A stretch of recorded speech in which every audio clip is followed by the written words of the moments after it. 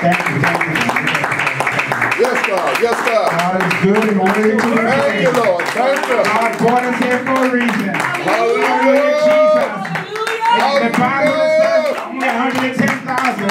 That's okay. It's a small number then. It's a small number now. But we're going through anyhow. It's good. It's good. It's working. But we thank you, Jesus. Lord, as we go forward today, oh God, I'm asking you to bring down strongholds. I'm asking you to lift up things too, oh Father God. I'm asking God, oh God, to break off shackles, oh Father God. I'm asking you to fill us with a spirit of boldness, oh God, that we no longer hang back, oh God. Move ahead, oh Father God. That we recognize who we are, oh God. We are the head, hallelujah, Jesus, and not the tail. We are blessed as we come in and blessed as we go out. Oh Father, Lord, we thank you. We love you, we adore you. We lift you up, we give you the praise and the honor and glory. I just want you to hold on to your dreams as I speak today. Tell God what you want.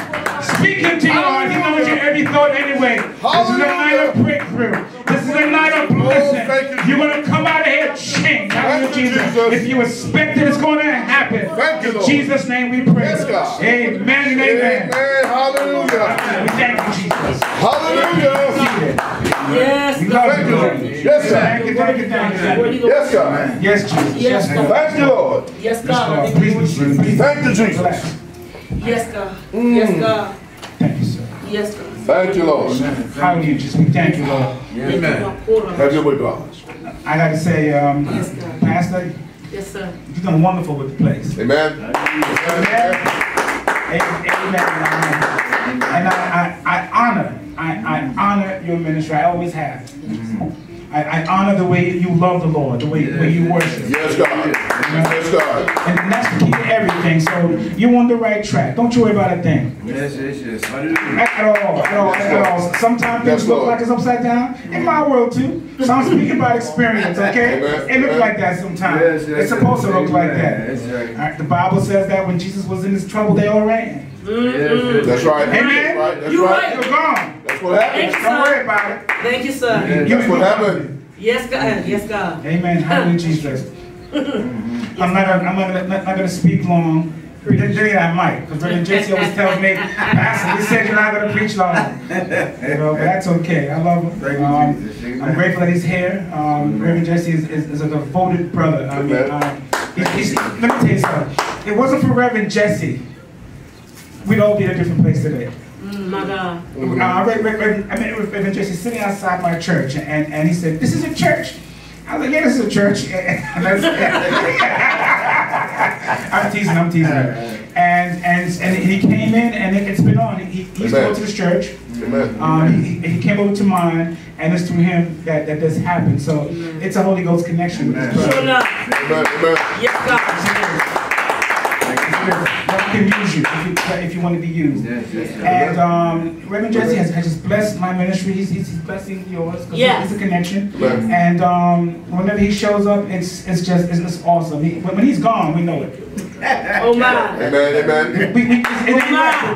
That's how important he is. And that's how important each and every one of us. Sure enough, he should be. You know, like the word of God said that if Jesus loses one sheep, he'll leave the rest on the mountain and go after that one. Every person is important. And I thank Brother Joseph. Brother Joseph. Amen. Praise God. I just thank God for him because I ran into him out there giving out cards for the church. He said I'm going to come one day. Like 3 months later, he showed up, and he's been an awesome blessing since then.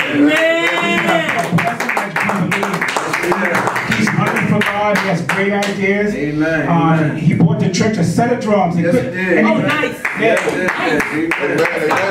And had his faith. He couldn't even play them. Amen. But hold on now. See, that's how it works. That's how it works. No, it couldn't do no harm. That's right. But listen to what the Lord said. And now he's taking lessons. And the first Sunday he played them, you can tell. My God. You can tell the difference. I thank God. I thank God for your pastor. She's been my friend for years, and I look up to her in many ways. She loves her grandkids. Yes. She's a matriarch. And I just want to encourage her today. We all go through the same thing. We're all going to come out the same way, right? Yes. Wrong to more. Amen. Amen. Praise God. Yes, God. Thank you, Lord God. Let's turn in our Bibles to 1 Peter 1:13. I'm sorry, 1 Peter 13. 1 Peter, chapter 1, verse 13. Amen. Let me slow down. 1 Peter, chapter 1, verse 13. Oh, it's good. God is good. I just thank Him. I just thank Him for being here today. Yes, God. I just thank God that He's enabled me to grace this holy desk one more time. Yes. I just thank the Lord. I thank the Lord for the overseer of this building. I thank you, Father God, for her sacrifice, for what she's doing. I mean, ministry, she's blessed, Lord. I thank you, God. I haven't even met the woman, but she's blessed my ministry. Yes, God. That's why we ought not be weary in well-doing. We don't know how God's going to work. We don't know what God is going to do. Sometimes you got to cast your bread on the water. After that day's work, it shall come back to you. In Jesus' name, it shall come back. I love Jesus. Amen. 1 Peter, chapter 1, verse 13. You got to just look at me. Y'all got it. Amen. Amen. Let us stand. I'm going to read from 13, 14, 15, and 16. It's not long. The Word of God says, "Wherefore, gird up the loins of your mind. Yes. Be sober, and hope to the end for the grace that is to be brought unto you at the revelation of Jesus Christ. Yes. As obedient children, not fashioning yourselves according to the former lusts in your ignorance. But as He hath called you is holy, so be ye holy in all manner of conversation. Because it is written, Be ye holy, for I am holy. Lord, we thank you, we love you, we adore you. We lift you up, we give you the praise and the honor and the glory. We thank you, God, for your example. We thank you for your life. We thank you for helping us. We thank you for all the good things that you're doing in our lives, Lord. We are not able, oh Father God. We are not worthy, Lord.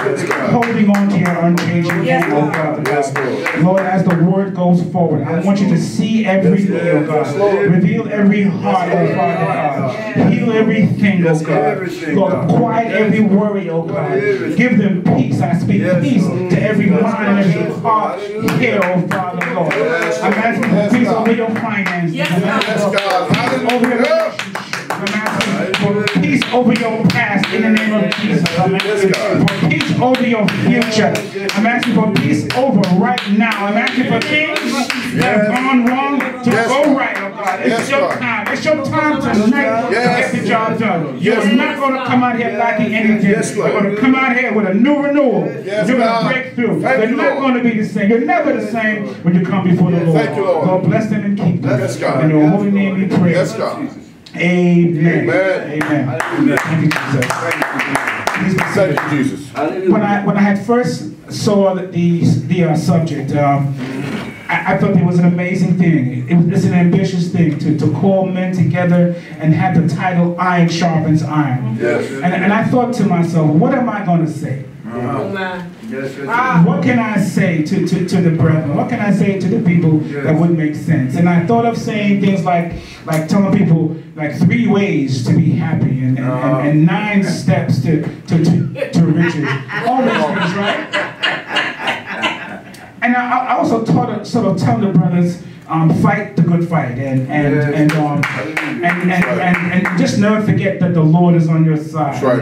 And I thought of all these ways to get us to feel good about our circumstances. But God gave me a hard message. He gave me a message that I don't want to hear sometimes. Come on now, let it go. Let it go. He gave me something that gets right to the core of the matter. Because even if I told you how to get money, and even if I told you how to get a husband or a wife, even if I told you how to succeed in your career, even if I told you how to be what you always thought you wanted to be, if you don't get this one point, the Bible says you're like tinkling brass. That's right. That's right. The Bible says that even if you gave your body up to be burned, it's not going to do you no good.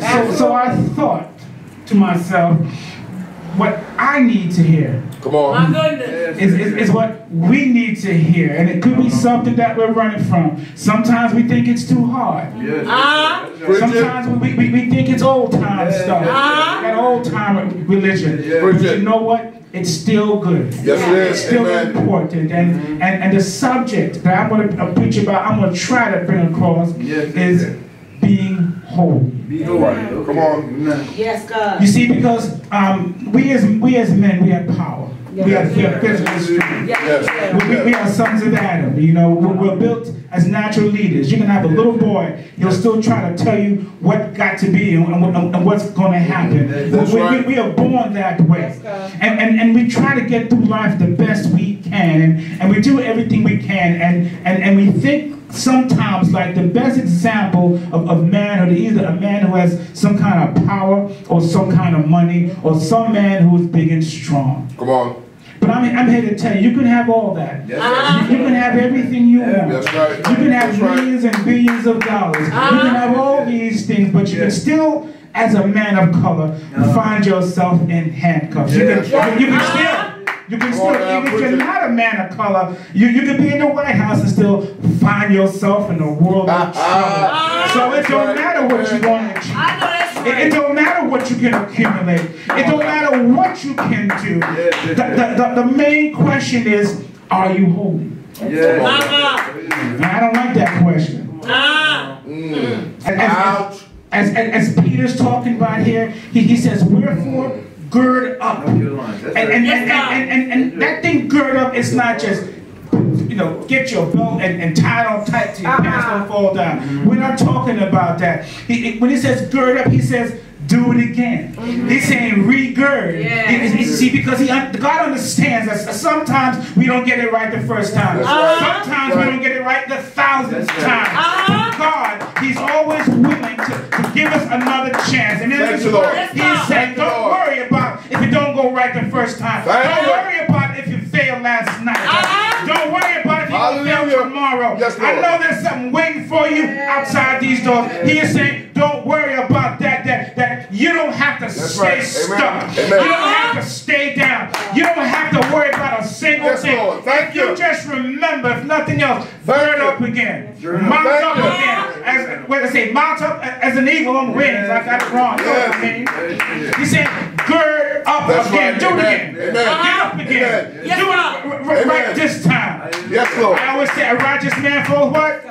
Come on, preach with me. And how much time to get up? 7. Gird up those loins. Hallelujah. Amen. And when it's talking about loins, I know we talk about loins, we think things that are happening around our waist. But when the Lord is talking about loins, and because the Bible is a symbolic book, it's a spiritual thing. You can take it literal too. But if you really want to get what the Lord is talking about, when He's talking about your loins, He's talking about your productive powers.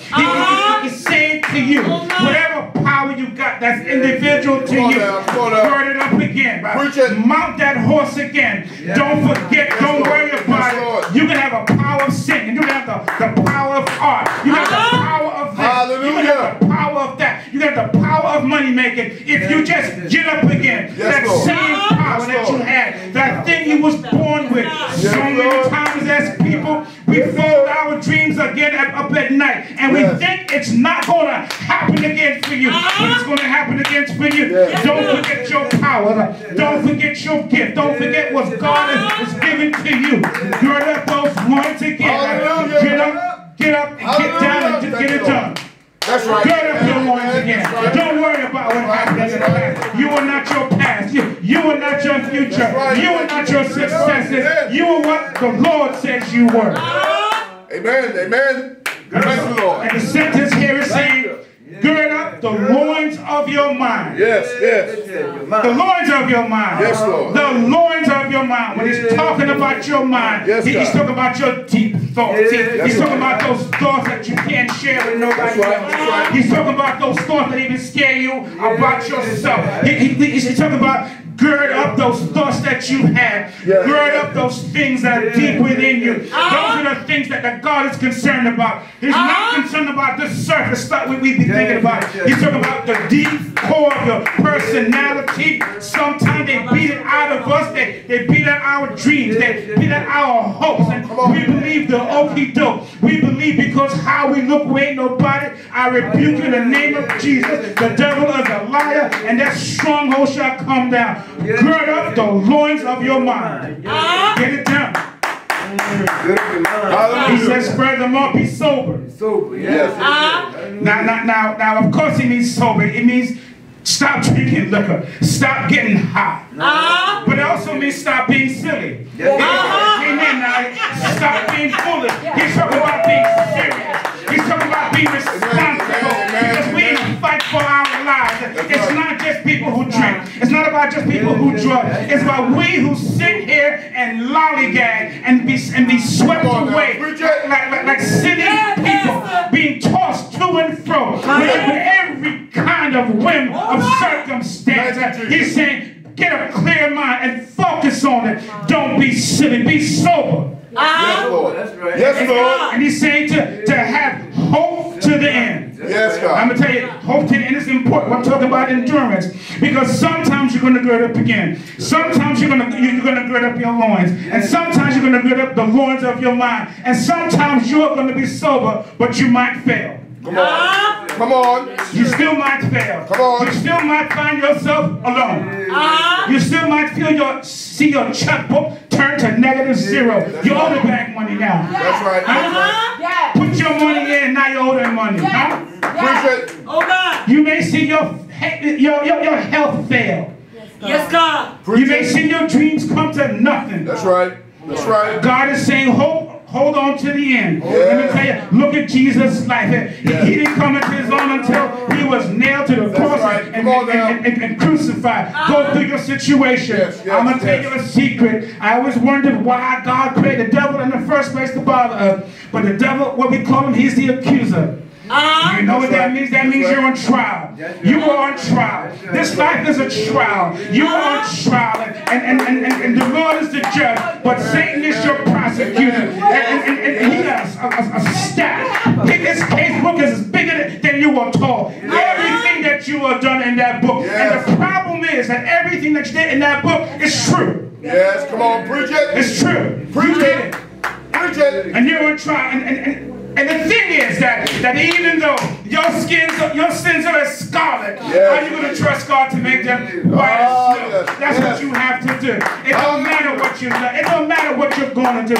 It matters whether or not you're going to have hope to the end. Thank you, Lord. I always say that the race is not for whom? The swift, but to whom? He who endures to the end. Endure to the end. Thank you. And what you're hoping for is grace. Yes. Now grace is one of them words we throw around. That's right, that's right. You know, when I talk about Paul, sometimes he had a thorn in his side, and Paul cried out to the Lord 3 times, Lord, take it away, take it away, take it away, take it away. But the Lord said, I'm not going to take it because my grace is sufficient for me. Yes. Now, I don't like that kind of talk either. Truth be told. I know. Are we telling me that? I got a thorn in my side, right? And people gonna tell you, God gonna bless you. You know, that's start right. All these nice cliches we got. It's gonna be all right. I know some smart. I don't want to hear that. But when we understand what is meant by grace, it's a different ballgame altogether. We define grace as unmerited favor. That's nice too. But what grace is a kind of blessed awareness that God puts upon your heart that makes it good to be alive despite everything else. It's like seeing a broken piece of glass and marveling at it and being happy that you can even experience this thing. It's a sublime thing. It's not about money. It's not about favor. It's about being happy with what you got. That's all grace is. You know, because Paul was complaining, but Paul didn't realize that that Paul was a great warrior, a great spiritual warrior. Let me tell you, Paul was so powerful. They were called the Galatians. They were so great. They split their army in half, and they fought Rome to a standstill. The Galatians did, and they didn't even need the whole army. They took the other half of the army and went around Rome and ended up in Galatia in Turkey. And Paul went there and brought Galatia down single-handedly. You see, sometimes we got power. Sometimes we got talent. Sometimes we got ability. And we think it's not good enough. Sometimes, somehow, low self-esteem runs ragged over us. And it runs ragged over us because we forget grace. We forget what God has given us. They've taught us for 600 years that we ain't nobody. Fit to walk clean and cook and be locked up. But the devil is what's saying to me. He is a liar. Don't you forget your gift. Don't you forget what God has given you. He has given you something that nobody else got. He knows every hair in your head. You are wonderfully and what?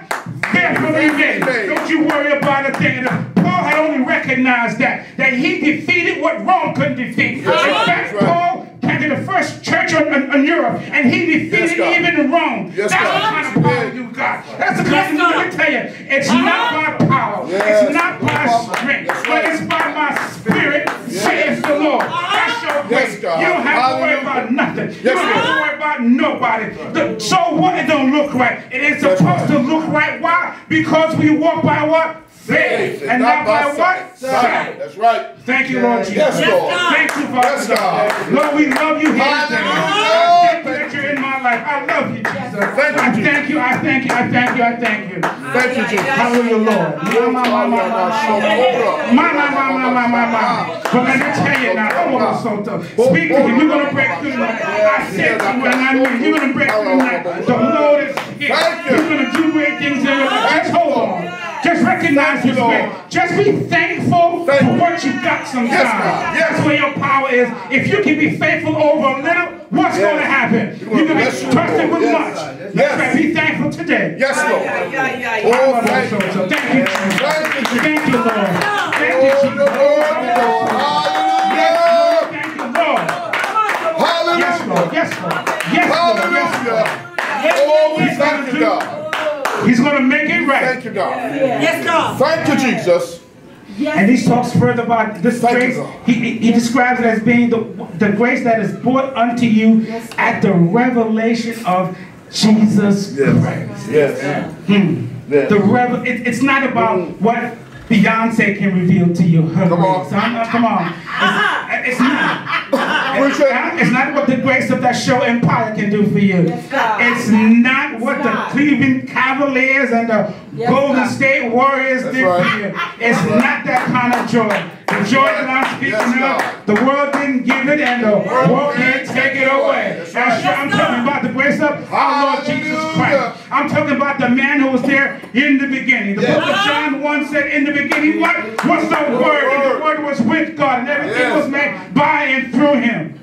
That's what I'm talking about. Understand that the revelation of Jesus Christ is that He was there in the beginning. He said Himself that I am what? The Alpha and the Omega. He was there in the beginning. He was there in the end. You were not some stepchildren, as we Christians sometimes think. The beginning was Jesus, and the end is Jesus Christ too. Understand who you are. Hallelujah. That's the revelation of Jesus Christ. Understand. Thank you, Lord. Yes, God. Thank you, God. Yes, Lord. You are worthy. Yes, Jesus. You are worthy. Yes, hallelujah. Praise Him if you have to. This time is yours. Hallelujah. This time is your time. Hallelujah. This is your time. Thank you, This is your time to break through. Thank you, Jesus. The power of the Lord is here. Thank you, Come on now. God. Thank you, Tell them God. what you want. Thank Don't you, be God. afraid tonight. Tell them what you want. Hallelujah. You ain't come here just to sit down. Oh, Tell them thank you, what God. you want. The Word of God said that we have not why? Yes, God. Because we Yes. ask not. And then when we ask amiss. Dig deep down and ask Him what you want. Do not be afraid. Thank you, Do not be afraid. Oh, yes, God. He says furthermore that as we do this thing, we have to come forth as obedient children. Jesus said, suffer not the little children to come unto me, for such is the kingdom of heaven. Yes, God. So don't worry if you don't know. Don't worry if you look stupid. Don't worry if you're talking like an idiot. Don't worry about that at all. Moses couldn't talk, was elect to save his life. But look what he did. He led them people 40 years through that desert anyhow. He was one of the greatest generals in history. Truth be told. So don't you worry about that. So come to the Lord as you are. Don't think you have to get it together first. Don't think that something's wrong with you. Sometimes these little kids run to me, got chocolate over the face, and I got my suit on, and chocolate on their hands because they don't care. You know what? That's what you got to be with the Lord. If you can be a mess all over your face, your hands are messy and dirty. Sometimes we think we can run to God because we're dirty and dirty. But the devil is a liar. You have to run to the Lord any way you can, anyhow you can. I preached last Sunday what? The kingdom suffereth violence, and the violent take it by force. Don't you be afraid. Come as you are. Don't even matter how you look and how you feel. Come as you are, as children would. A child can see you fall off and scream. I was get hit by a car just to get to you. You got to be like that with the Lord. Oh, hallelujah. Hallelujah. Yes, God. He says, as obedient children. Yes, God. Not fashioning yourselves according to the former lusts in your ignorance. Now it hit me upside my head. There we go. I'll take the blame. I gotta say that, all right? I'm the only one who's alive, okay? I'm gonna talk to the wall. The wall's only need you. I got the only problems up in here. Okay? All right? I got the issues. That's okay. But he's talking about the former lust in your ignorance. Hey, come on now. Let's look at the whole thing. Talk about me. Some people try to beat us down. Because we got feelings and we stumble and we go after it in the wrong way. You see, but God is sophisticated. He knows we want to be married. He knows we need love. I'm reminded of the woman at the well. How many times was she married? 5 times. 5. Jesus said, where's your husband? Working on the 6. Come on now. Come on now. And she said, what? I don't have none. None at all. Jesus said, you told the truth.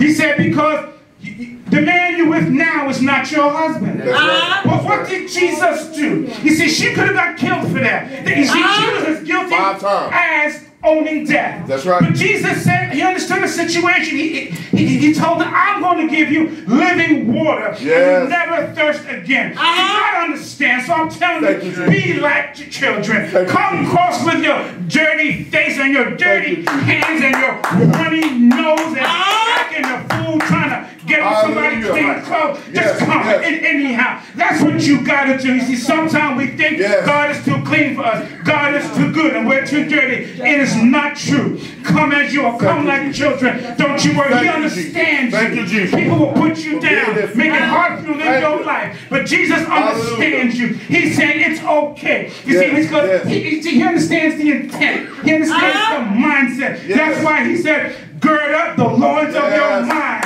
It's about what you really want. It's about what you're really about. You're not going to turn nobody away because they're looking for love. So don't you worry. Hold your head up high. Yes, sir. He's here today for you. Thank you, Jesus. Jesus he will not condemn you. Jesus. Thank you. I always talk about this person. He's my hero in the Bible. Thank you, Lord. He had a problem like I had. He was a thief. Okay. Nailed to the cross. What did he say? Lord, I want to be with you in paradise. The man was guilty. The man deserved his death. The man had the chocolate over his face. He had the runny nose. He had every issue you can imagine. He was nailed. He was guilty. But yet he had enough sense to understand. And Jesus understood that what this man wanted by taking things is something that he couldn't find anywhere else. Jesus knows who's the real thief. Jesus knows who's the real crook. Jesus knows who's the real adulterer. They got you nailed to the cross for stupid stuff, for simple stuff, but for just trying to live your life and get a little bit of happiness. And you crucify your own self for it. I say, stop it. Stop it right now. Give yourself a chance. Get up again. Get up the loins again. Get up the loins of your mind again. Don't stay down. I'm not standing. Get up, say, Lord, it's me. Standing in the need of prayer. I need you, Lord, in my circumstance. I'm ready to come back, but I'm standing here anyhow. Like that Yes, He's Lord. dead. Thank Do you you. want to be with him in paradise? Thank Tell you. him so. Thank you. Ask him for it. Thank you. He's Yes, going to God. make it right. Yes, God. Hallelujah. Yes, God. Let me see. Paul was a murderer. Yes. Truth be Yes. told. Paul was the Antichrist. Yes. He was against Christ. He would kill Christ. Paul was a member of the Sanhedrin who voted to crucify Christ. He was a cold-blooded killer. He was so bloodthirsty, he got a letter to go kill some more Christians. But the Lord God can see past his problems and recognize that Paul had a piece of his heart that was God-shaped that was missing. He really wanted the Lord. That's why when you heard the Lord's voice, he said, "Is that you, Lord?" Yes. Come on now. When you're in your problem, you're going to say, "Is that you, Lord?" It's not what you did. You didn't kill nobody, even if you did. If you hear the voice, you're here. So you're hearing the voice of the Lord. You're okay. You're in a good place. There is nothing you can do. David said, "Even if I go down to the depths, That's right. there he is." That's right. That's right. Come on now. Hallelujah. Come on, children. That's what he Don't said. worry about it at all. Yes, Lord. Yes, And Lord. he says to you, even though you've done all these things, he's Good saying, food. Good food. be as he which called you is holy. Yes. That's it. Sweet. My That's God. it. Told you I'm not shocked. That's all he's asking you. As bad Yes, as you God. were. Yes, all God. these problems. He just saying, be ye holy. Yes. And he says these things to you knowing that you can do it. Yes, God. Yes. Yes, you can. Thank you, Jesus. Yes. See, we make this thing too hard. We make it like going to get your behind whipped. Like joining a gang where there's initiation. You want to be holy? You know, sit down straight. Wear your hair this way. No, this, no that. Come on now. My God. Let it go. When Jesus is talking about holy, it's a thing that we cannot achieve. That's right. And let me tell you, the greatest display of holiness of a thing that's created, we find in Isaiah. Isaiah 6:2. This is the best we can achieve, to be holy. And it says, Isaiah 6:2-3, it says, above it stood the seraphims. Each had 6 wings. 6 wings. With twain he covered his face, and with twain, which was 2, he covered his feet, and with 2 he did fly. And one cried to another and said, holy, holy, holy is the Lord of hosts. The whole earth is full with his glory. And that's the holiest we can become. People would tell us we got to act this way, act this way. The devil is a liar. Let me tell you, why was John the Baptist the greatest prophet? Because he recognized Jesus on sight. He said, there goes the Lamb of God. And why is this the greatest representation of holiness? Because he recognized who was holy. He recognized who encapsulated all his hopes. He recognized the thing that he could not be like, but wished to praise it anyhow. And that's why you got to come forth. That's why you got to gird up again. If you want to be holy, recognize who Jesus is. If you got to be holy, recognize what's going on. And furthermore, truth be told, this angel is up there saying holy, holy, holy, because he's not holy. Right. You can be just as close as you want to be to the Lord. You can be at the throne looking him in his face. You can have 6 wings, 2 to cover your face, 2 to cover your feet, and 2 to fly, and you'll still not equal what is holiness. You can't do it. Come on. Don't get into a trick bag, because sometimes we dress up good. And sometimes we change our behavior. Sometimes we get a control of it. But in the rules, what we say, sometimes we're stopped and we're not really cured. You see, that's the way it is with holiness. You can stop behavior. You can change behavior, but you might not be truly holy. You're not going to be holy. So what you got to do, you got to praise the Lord. That's the way you're going to do it. When you praise God, things come off of you. It's the only way way to get out of here alive. Once you recognize what God is, you want to be holy, be a person who worships. Be the person who worships, who recognizes who God is. He is the author. He is the finisher of your faith. He is he who gave his life for you. That's what it means to be holy, to recognize the Lord. That's what made John the Baptist the greatest prophet. That's what made every Pharisee go to hell, because they were sitting up there in the temple looking all good with tassels and all clean, but they were demonic. Jesus called them empty sepulchres. That's what he called them. They were not holy. It's not people who are sitting up there talking. It's not people who look good on TV. I'm going to tell you furthermore, the last pope we had used to beat his flesh every night. Read it. He used to beat his flesh every night. Why? Because he was just like us, doing the same old feelings. So that's because he's sitting up there with that pointy hat and the bishop's crook over there in Rome. That don't mean he's any better than you. He is not. Because let me tell you, what does the Bible say about our holiness, our righteousness? It's as filthy rags. That's right. Amen. I'll tell you something furthermore. Amen. Even heaven is not holy. Heaven is not a clean place. Come on. Preach it. It's all right. Look in your Bible. I'm going to tell you right now. Job 15:15. Turn to it. Job 15. I preach the Bible. I try to anyway. I stick along the confines of the Bible. Amen. Like you should. Job 15:15. Frowning at me.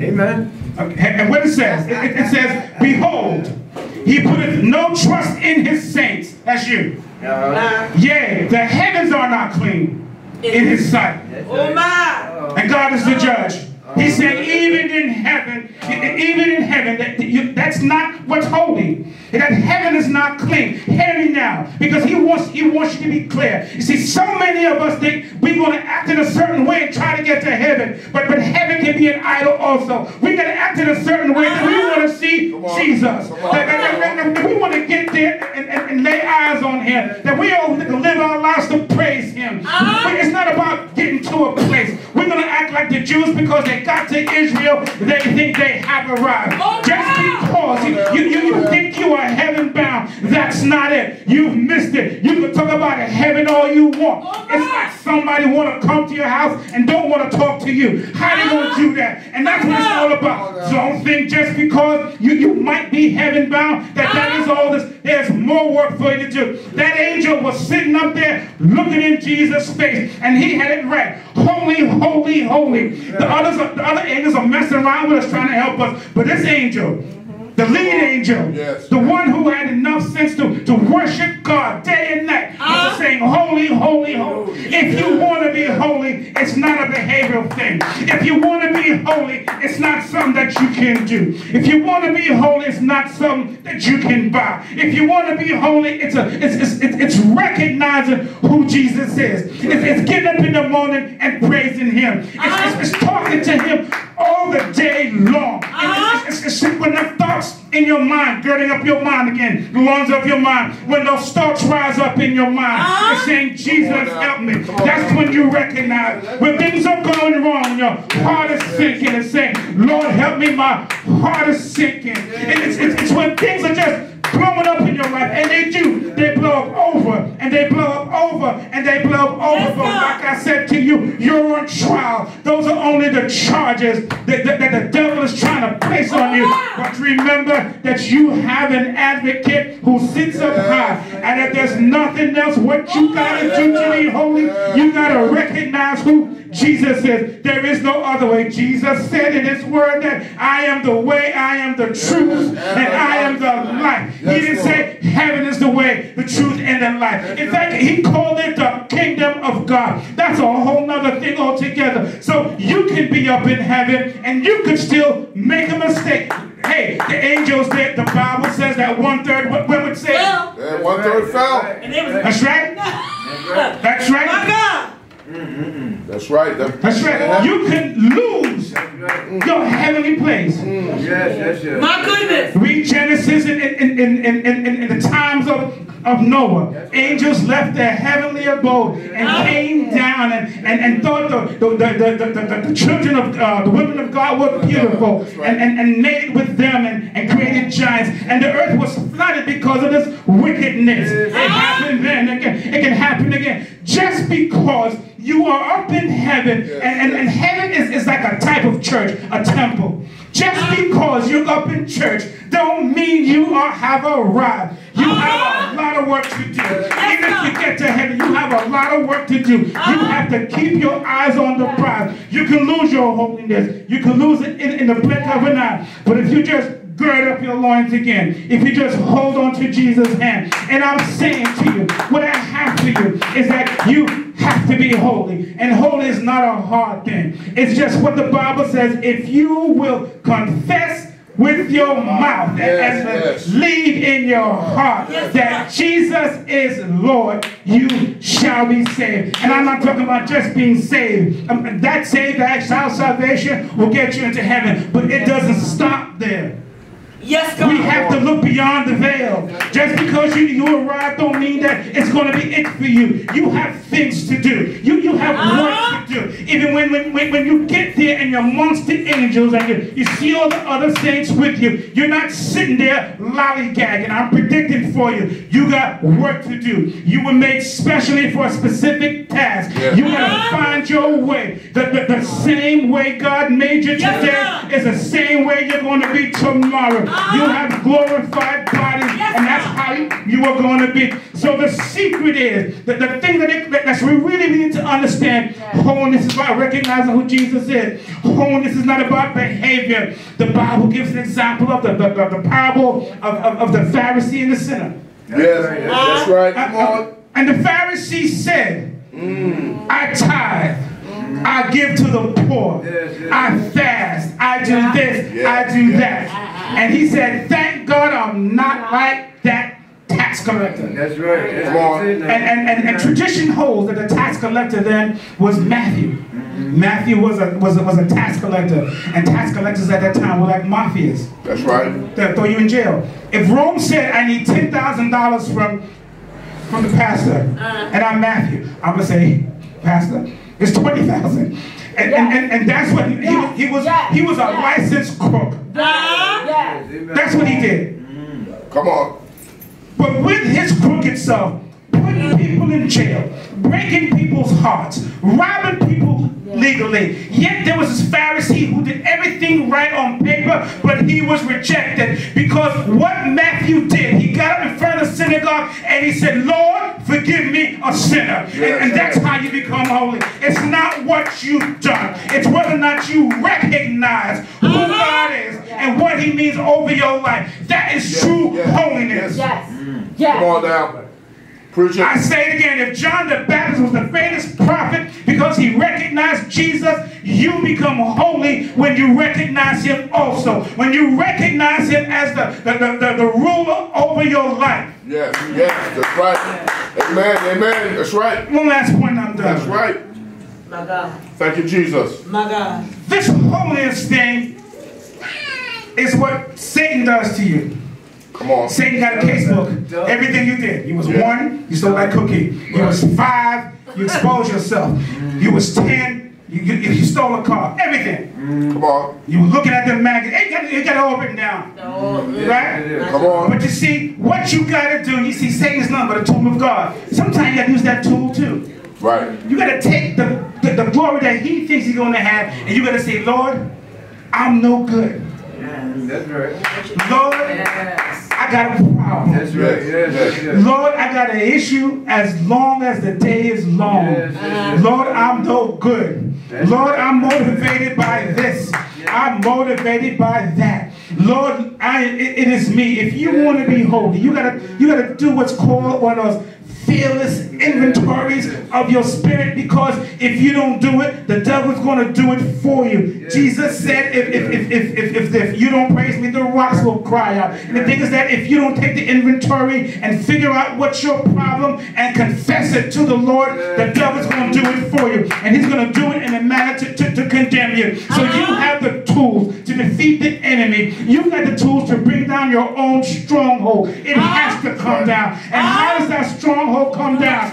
That stronghold comes down with praise. Just like it came down for Joshua when he fought the battle of Jericho. And Jericho just represents sometimes our pride, all stuck up, all tightened up, because we think we don't got no problems. If you don't think you got no problems, the devil is a liar. The Bible said furthermore, even Jesus himself, when he realized that he was about to be crucified, he sweated blood and he said, Lord, if it be thy will, take this cup from me. But he said, nevertheless, let your will be done. So he had his doubt. The flesh is powerful. The flesh wants to take you where it want to go. If you think the flesh ain't got no power over you, you're a fool. The flesh can take you out of here right now and do things that you thought you'd never do before. The flesh will break your heart over and over and over and over. The flesh doesn't care about you one bit. The flesh, in fact, doesn't even care if it goes to hell, because the flesh has no mind and no soul. But you are a soul. You are a spirit. You got to take control. You got to tell the truth and what?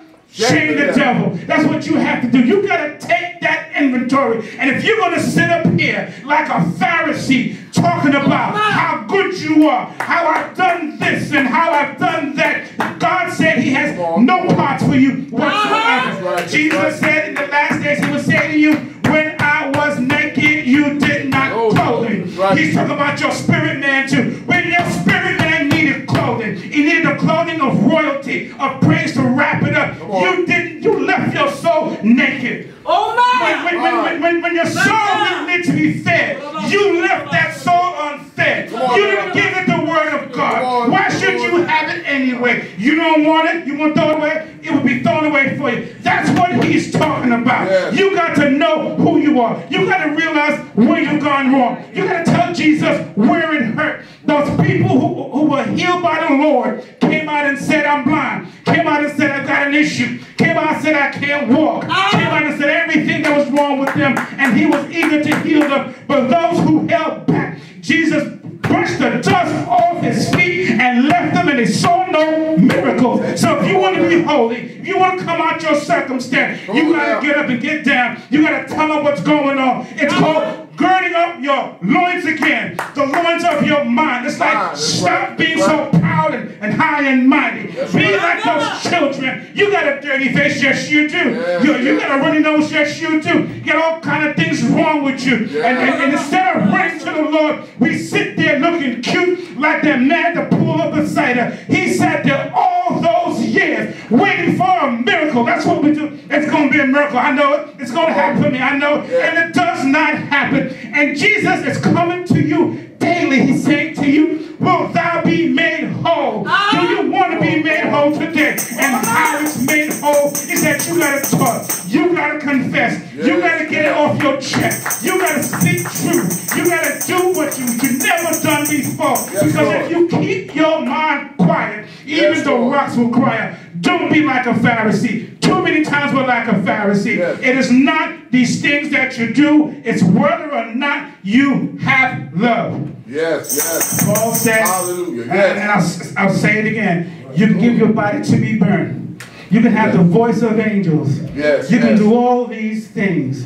But if you have not love, and he's talking about the love for God. When they asked Jesus, what's the greatest commandment? He told them to love the Lord thy God, like you saying, with all your heart, mind, and soul, and love your neighbor as you love yourself. You can't love God and keep in secret. You can't love nobody and keep in secret. You ever been around somebody keeping secret? If you're around with somebody, you want to tell them nothing, you don't love that person. You're there for another purpose. You were there being slick. And the same way we do with the Lord, we sit around him, expecting him to bless us, sitting up there with our slick selves, trying to hide from him while we're at the pool of Bethesda, thinking that somehow an angel's going to come down and make it right. It's not going to happen. That man sat there and he was crippled. How he's going to get in the water in the first place? Secondarily, there was a bunch of other people who kind of get there before him. So we're in the same impossible situation, sitting here thinking that the Lord's going to come down and do it for you.